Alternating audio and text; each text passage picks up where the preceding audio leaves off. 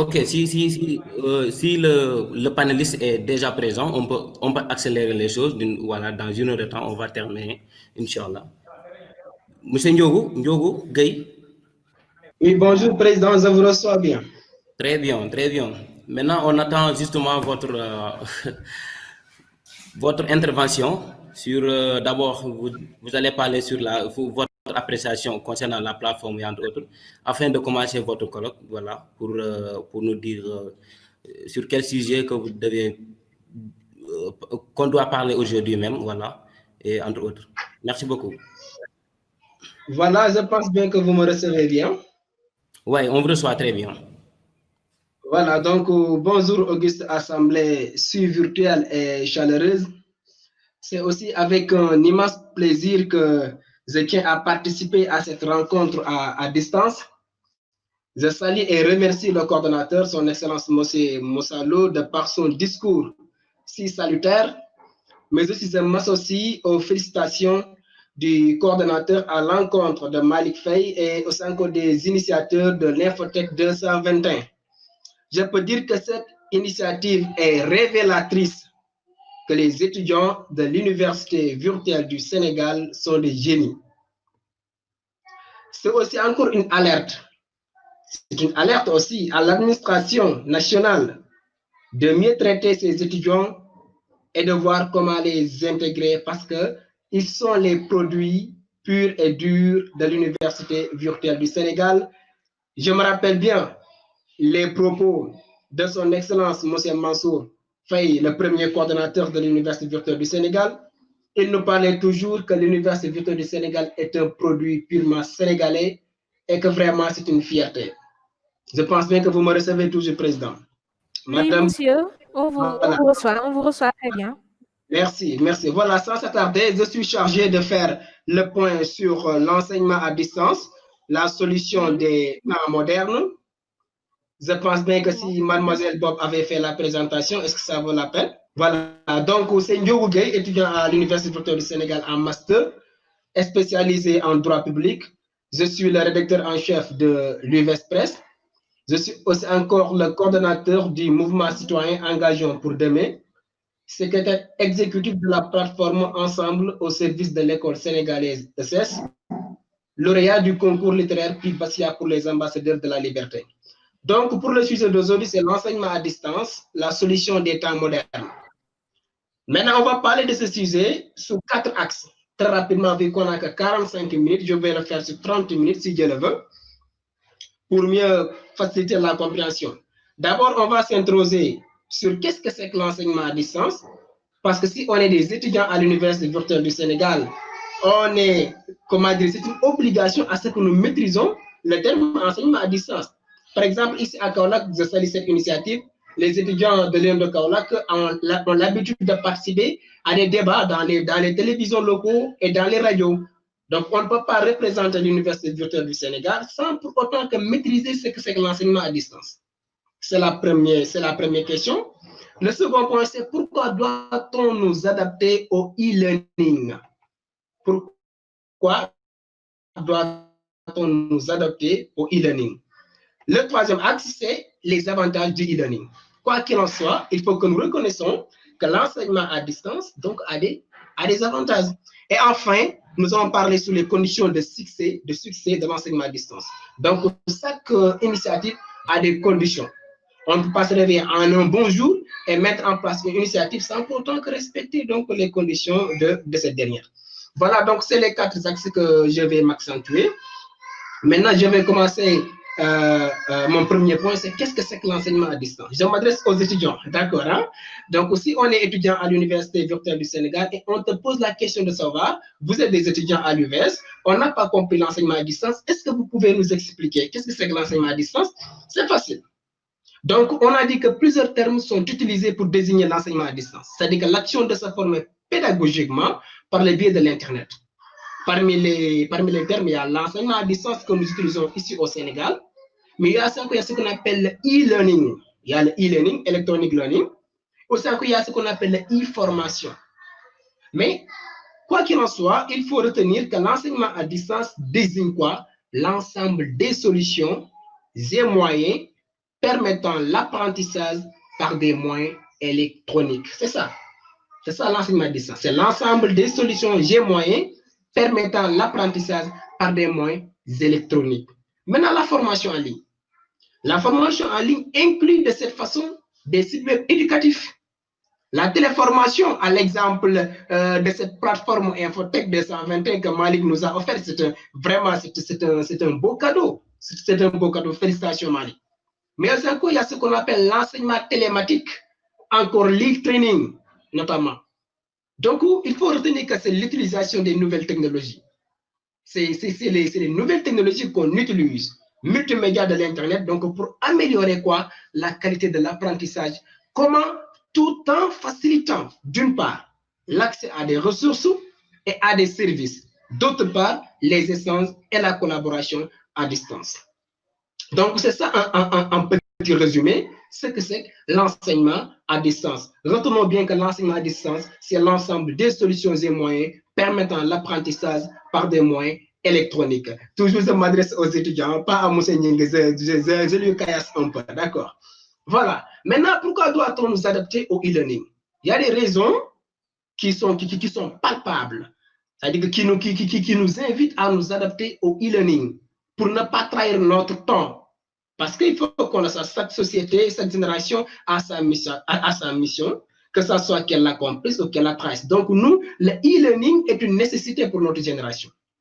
Maintenant, qui parle du e-learning parle évidemment des technologies, de l'information et de la communication. Cela veut dire, chers étudiants, que le 21e siècle est une ère purement technologique et que même, retenons bien, cette nouvelle face du monde aura sans doute des impacts sur nos manières. Et ça sera démontré point par point. De véritables changements seront opérés dans nos affaires.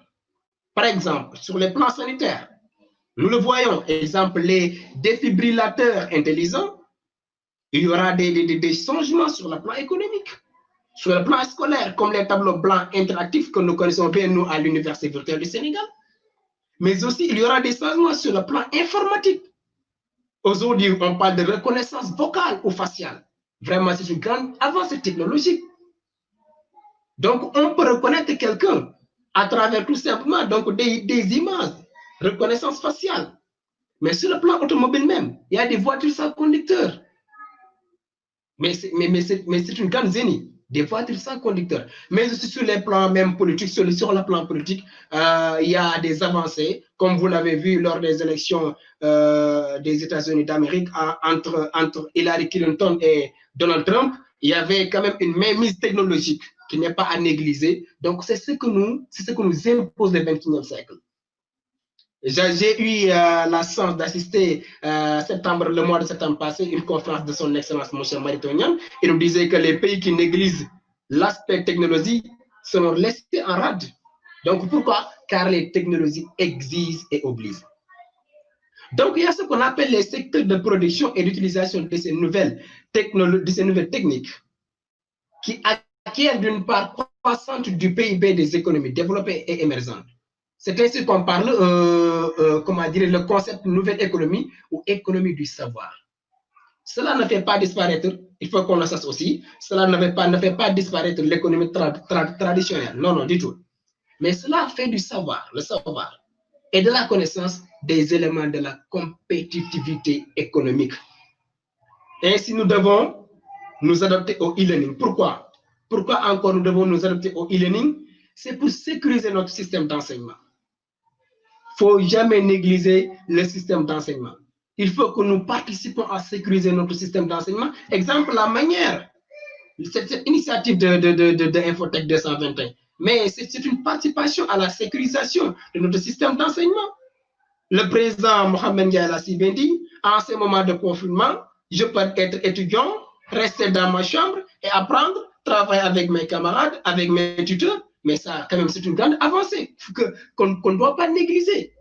Donc, c'est pour sécuriser, on doit nous adapter au e-learning pour sécuriser notre système d'enseignement face aux troubles prévus comme imprévus. Parce que dans cette vie, comme le disait l'adage, la vie a horreur du vide. Mais aussi pour pallier aux crises directes du système, c'est-à-dire les grèves d'élèves, les grèves d'étudiants ou même les grèves des enseignants. À travers le e-learning, on peut même déjouer les grèves d'élèves. À travers le e-learning, on peut même déjouer les grèves d'étudiants. À travers le e-learning, on peut même déjouer les grèves d'enseignants parce que si les enseignants sont en grève, les cours sont disponibles sur la plateforme. Les TD, je pense bien que les élèves n'auront pas de problème, ou bien les étudiants, donc d'entrer dans leur plateforme et faire leurs exercices et apprendre leurs cours librement, attendre à ce que le mot d'ordre soit levé. Donc vraiment, c'est une grande avancée. Aussi, un système d'enseignement à distance bien garanti réduit sans doute les risques d'années blanches ou années invalides.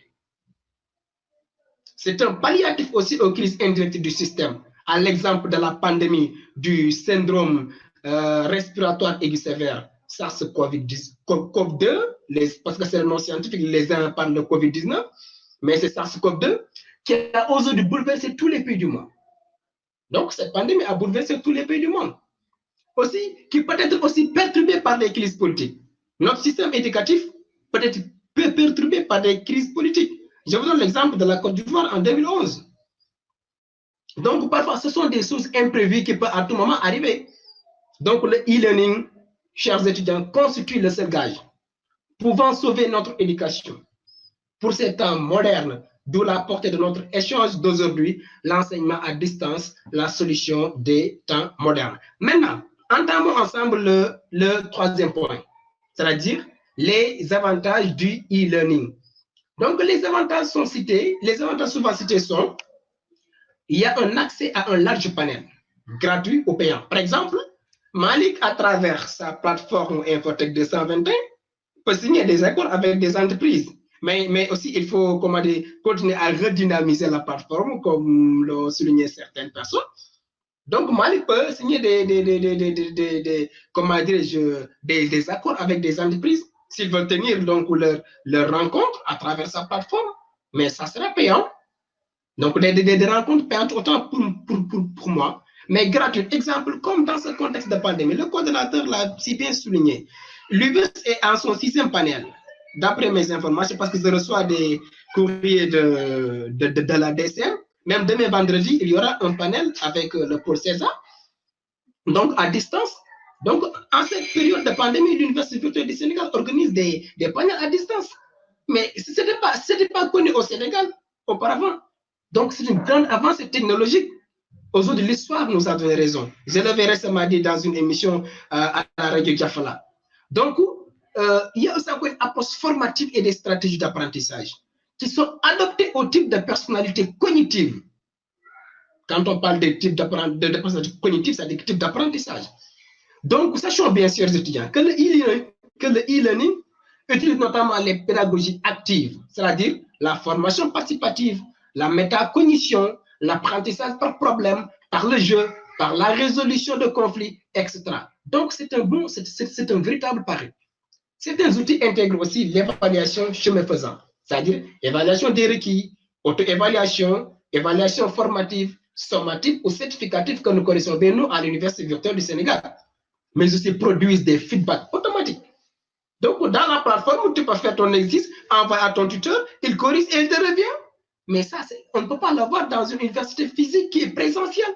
Ce n'est pas à tout moment qu'on peut saisir son tuteur. Ce n'est pas à tout moment qu'on peut avoir un feedback qui est tellement automatique, immédiat ou différé, synthétique ou complet. Ce n'est pas dans n'importe quelle université qu'on peut l'avoir. Donc, le e-learning vraiment recase beaucoup d'avantages. Aussi, parmi ces avantages, il y a accès facile et peu coûteux au contenu de formation. C'est-à-dire, on se forme à partir de n'importe où si on a accès à l'Internet. C'est ainsi que l'UVS prend le concept, faut foule. Donc, il y a un accès facile et peu coûteux. On se forme à partir de n'importe où si on a accès donc à l'Internet. Donc, ça fait partie donc des avantages donc de l'enseignement à distance. Mais mes chers étudiants, il y a aussi encore ce qu'on appelle la flexibilité de la gestion du temps de formation. Aussi, notamment en situation de télétravail, avec possibilité de revenir en arrière ou de juste attendre quand il faut et au niveau requis, ce qui permet d'apprendre à son propre rythme. Par exemple, nous, à l'UVS, à tout moment, on peut accéder à notre plateforme. Parfois, à 3 h du matin, il y a un cours qui me trotte un peu. Mais je me lève et après, donc, j'allume ma machine et j'entre automatiquement dans la plateforme pour revoir le cours, revoir la séance de TD qu'on a fait aujourd'hui avec le tuteur. Mais l'étudiant qui est à l'UGB ou bien à l'UCAD n'a pas cette chance. Donc, ça fait partie quand même des cadeaux que nous offre donc l'enseignement à distance, donc le e-learning.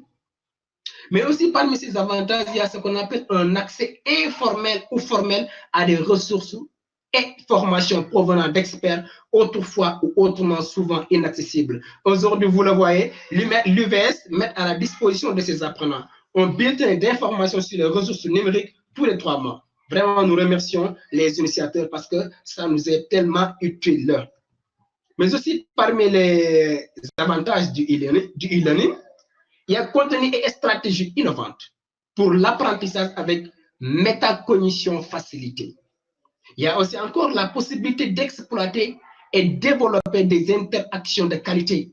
Aujourd'hui, vraiment, Infotech 221, vraiment, je dis que c'est un cadeau. C'est un cadeau que Marie nous a offert, nous les organes de presse, nous les acteurs syndicaux. Donc, ça va nous aider quand même à mieux, comment dirais-je, rendre fluide nos interactions.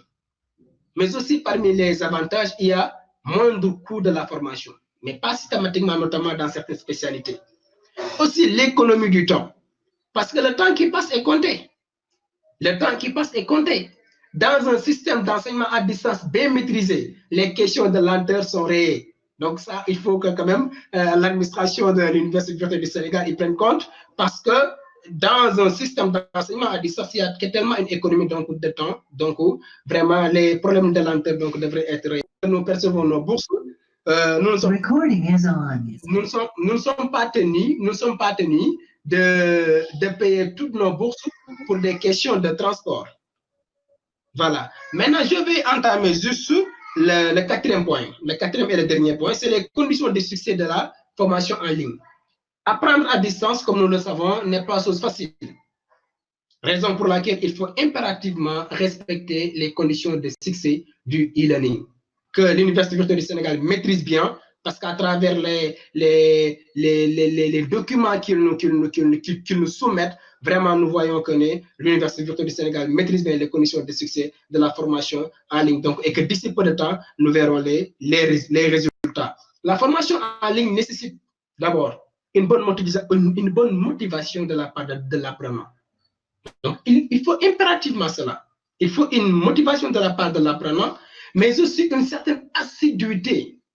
Si la formation est formalisée, exemple le tutorat, le coaching, cela va réduire, quoi qu'il en soit, sensiblement le risque d'abandon et de décrochage. Et que je pense bien que ces dernières années, l'Université virtuelle du Sénégal veille à ce que les tutorats passent d'une manière intégrale et d'une manière assidue. Donc ça vraiment, nous disons félicitations.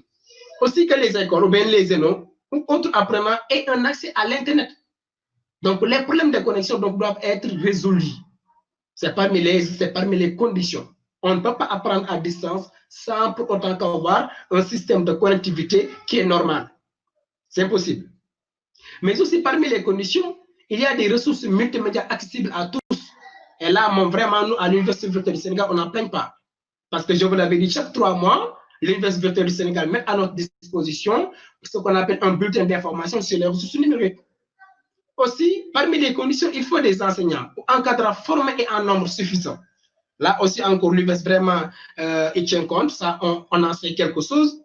Mais aussi la promotion de l'employabilité par le développement des qualifications et des compétences associées à la mise en place et à l'utilisation des technologies de l'information et de la communication. Mais aussi l'augmentation du potentiel de l'éducation et de la formation tout au long de la vie. Ainsi, nous pouvons le dire, l'Université virtuelle du Sénégal doit avoir confiance à ses étudiants.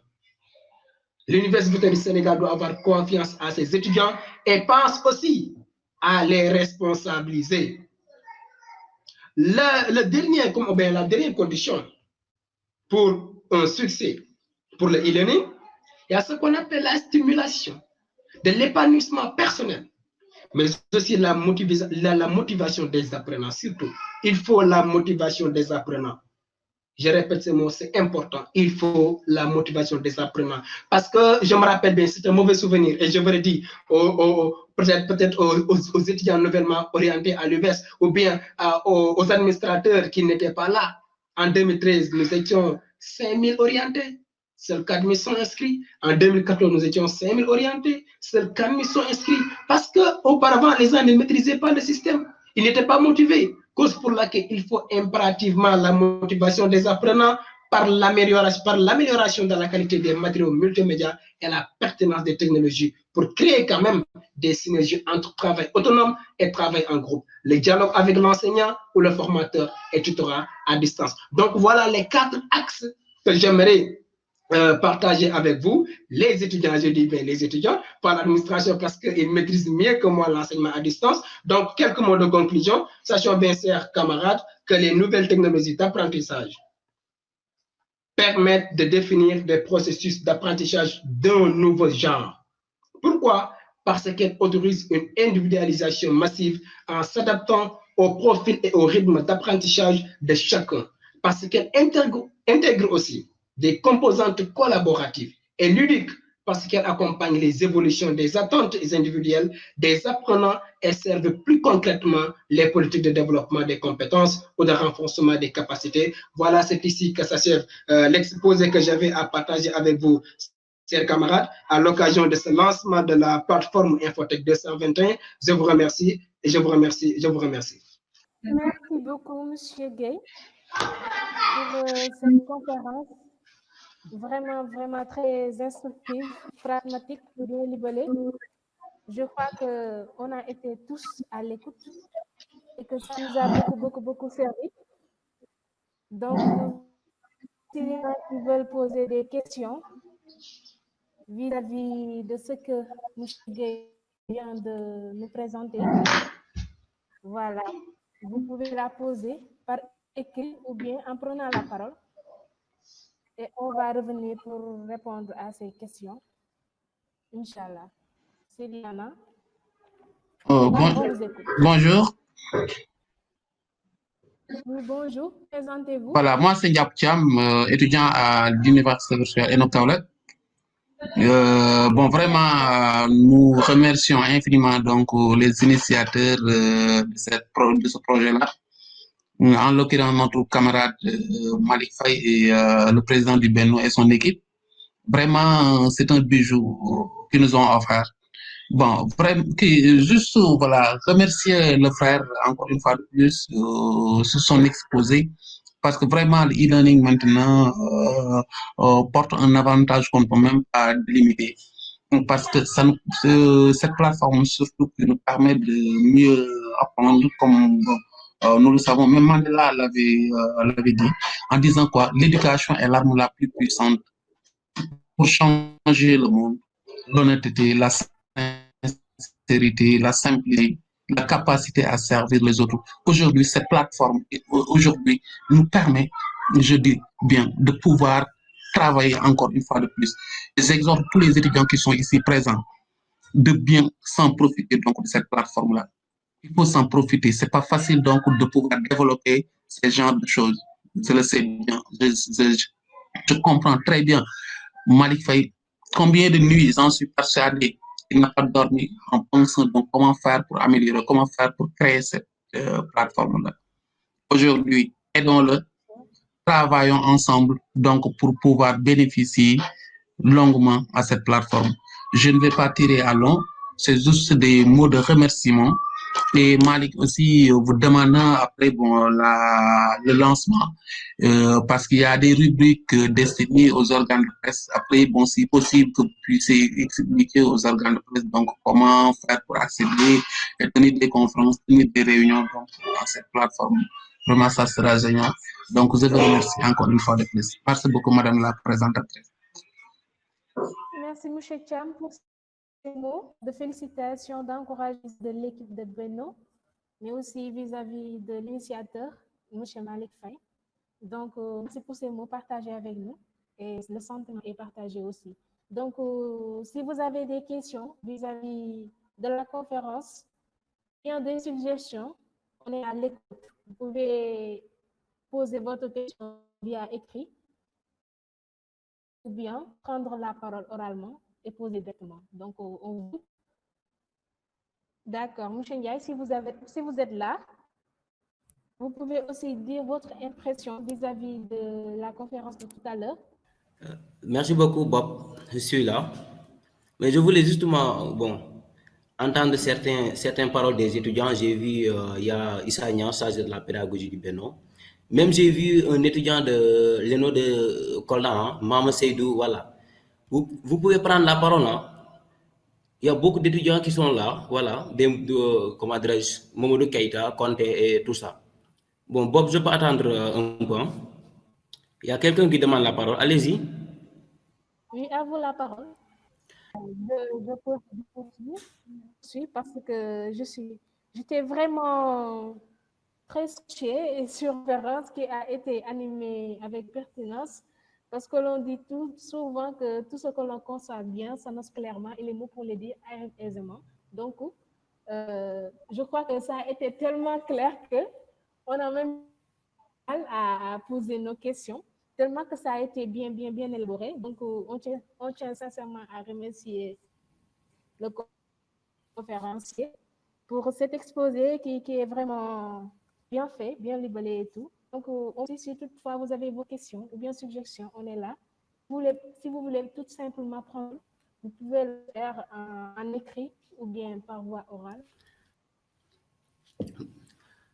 Voilà, merci beaucoup. En tout cas, moi, en ce qui me concerne, je suis satisfait vraiment concernant le lancement de cette plateforme, mais aussi avec, comment dirais-je, monsieur Gueye, le panéliste. Vraiment, les idées sont tellement pertinentes du point que, voilà, on n'a pas beaucoup de choses à ajouter là-bas, parce qu'il a tout dit, à vrai dire. Voilà. Maintenant, je voulais justement que monsieur Gueye, je voulais justement savoir l'avenir de notre CPI. Si toutefois que la pandémie persiste et que comment dirais-je, le président ou bien même on peut dire le ministre a insisté sur l'enseignement à distance, vu qu'on est au Sénégal, alors la connectivité fait défaut. D'ailleurs même, je peux prendre un exemple d'ici. Voilà, parfois on a des problèmes pour entendre quelqu'un, entre autres. Maintenant, qu'en pensez-vous sur cette problème, et entre autres? Merci beaucoup. Voilà, rebonjour, monsieur le président. Aussi, je remercie tous ceux qui ont envoyé des messages ou bien participé à travers donc, la plateforme. Donc, pour tout ce que j'ai à vous dire, comme je l'avais répondu la fois passée lors d'une émission à Diafala FM, je pense bien qu'actuellement, la pandémie du Covid-19 nous impose et ça encore nous donne des orientations. Je dis bien ça encore, l'État du Sénégal a un peu resté à bras croisés, je m'excuse du terme, depuis 2013 qu'on a mis en place une université numérique. On devrait aussi encore parallèlement penser comment peut-on préparer l'avenir numérique de l'enseignement national donc, au Sénégal. Parce que vous-même, à l'Université virtuelle du Sénégal, vous le voyez, si l'étudiant est orienté à l'université, il va falloir qu'on fera avec lui 3 mois de cours pour questions informatiques et d'autres. Et est-ce que si l'élève était préparé dès la classe de seconde, donc on ne devait pas prendre tout ce temps-là. Actuellement, si la pandémie persiste, vraiment, on risque d'aller vers le pire, parce que ce ne sont pas mes propos, ce sont les experts qui disent cela. Il y a récemment, j'ai discuté avec un inspecteur exceptionnel qui travaille avec l'UNICEF, en l'occurrence, M. Alun Badrandiaï du R3. Donc, il m'a dit que, attention, l'UNICEF ne veut pas qu'il y ait année blanche. Mais aussi, on ne peut pas mettre en avant notre intérêt matériel sur notre ressource humaine. Si la pandémie persiste, donc on risque de rester de chez nous. Mais le problème, c'est les autres universités classées qui n'ont pas encore maîtrisé le système d'enseignement à distance. C'est le seul problème. Autre, il y a des jeunes tout reculés, comme tu l'as si bien dit, mais qui ont eu des problèmes de connectivité, des problèmes d'électricité. En tout cas, il y a beaucoup de questions qui se posent pour que cette réussite vraiment donc, nous soit profitante. Voilà, donc voilà, c'est quelques mots que j'ai à dire à propos donc, de ta question, monsieur le président. Ok, merci beaucoup, monsieur Gueye. Vraiment, c'est pertinent, Il y a Momodou Lamine Diallo qui a posé une question. Ma question est la suivante: comment l'UVS va prendre en compte les étudiants qui sont dans leur village et qui n'arrivent pas et qui n'arrivent même pas à faire leur test de connaissance avec le réseau Internet.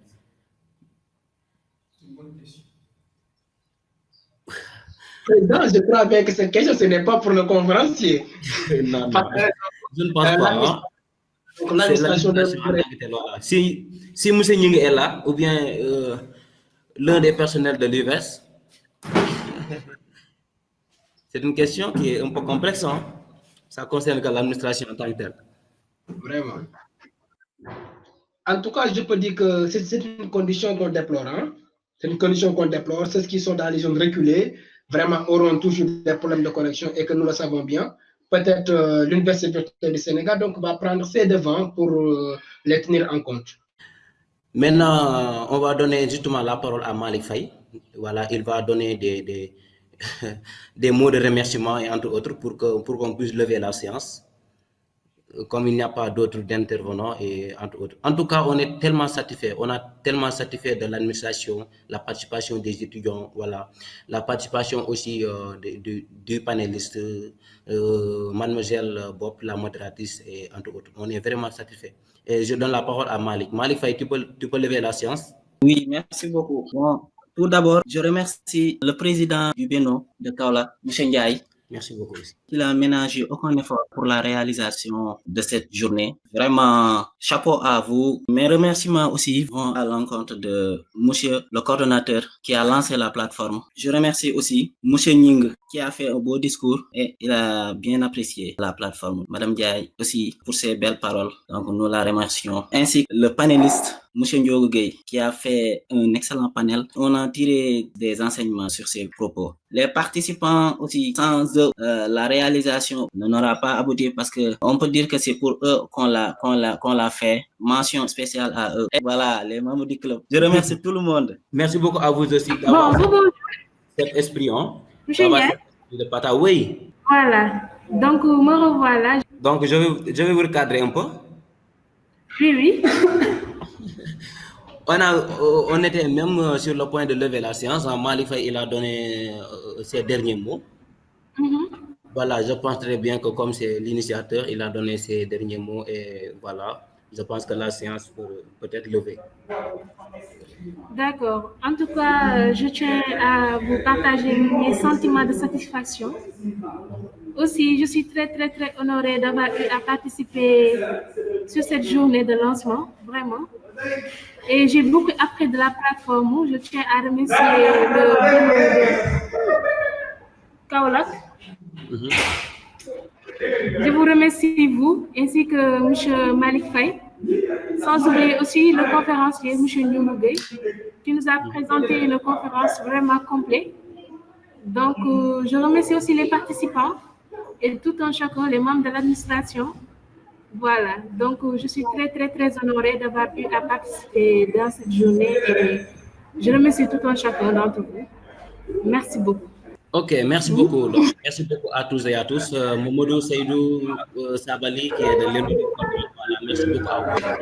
Voilà, vous étiez à la hauteur de participer sur cet lancement. Je remercie aussi tous les clubs qui, de l'ENO de Kaolack, mais aussi des autres ENO. Je remercie aussi les présidents qui ont prêté l'attention sur cette plateforme.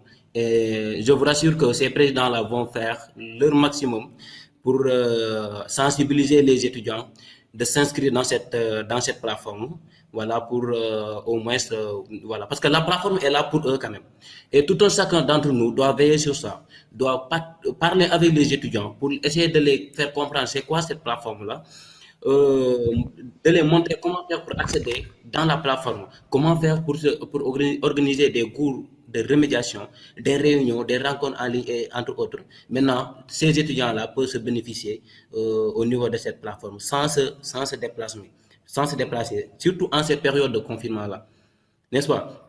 Voilà, nous remercions aussi les personnels de l'administration, les membres ou bien les participants qui sont présents ici. Vraiment, chapeau à vous. Chapeau aussi à nos présentatrices. vous étiez à la hauteur malgré les problèmes de connectivité. On vous remercie vraiment, vraiment, vraiment. Et Malik aussi, on vous remercie. Je pense que la séance, on peut lever la séance. On peut lever la séance. Merci beaucoup, Ndiapou Thiam, Maoudou Keïta et entre autres. Je ne peux pas citer, hein, la liste est tellement longue. Maintenant, merci beaucoup à tous, surtout le panéliste. Merci.